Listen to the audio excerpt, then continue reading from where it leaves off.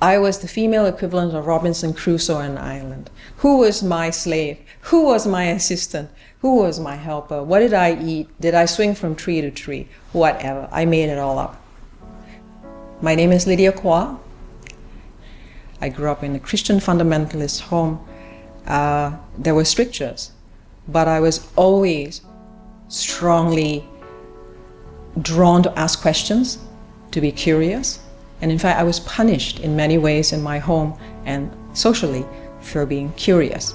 So today I'm doing two professions in my life where I'm allowed and paid, hopefully, to be curious, as a psychologist, as a therapist, and also as a writer or an artist.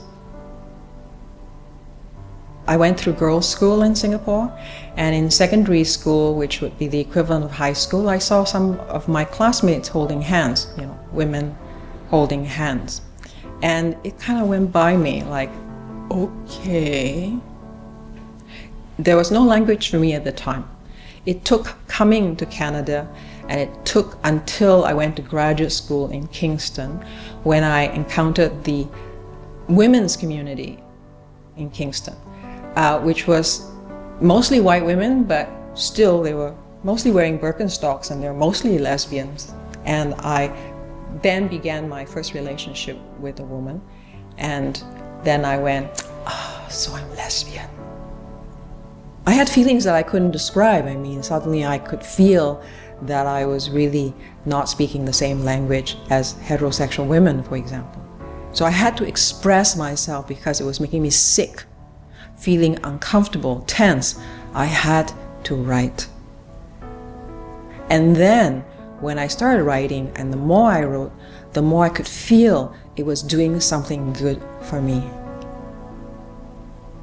Something that I do in my work as a writer is I become all these different selves. My queerness shows up in that way, in the art. I become all these creatures. Some of them are human and some of them are not. I become the demon.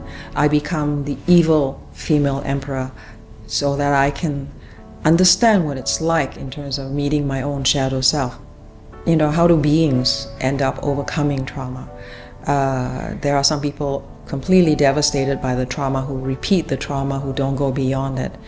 I'm fascinated by that, but I'm also not just fascinated like a voyeur, but I want to help others.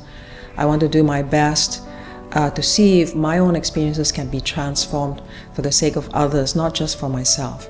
So this is true of my work as a psychologist, but also as a writer. I had a friend recently say something quite shocking, which I found quite shocking to me, because I consider myself as having two vocations, right? And he said to me, anybody can do therapy, but who can write like you? In other words, he made a choice, and he thought that for him, he was privileging my writing. Whereas for most people, I think, they would privilege my role as a therapist. And I actually felt very touched by that, very touched.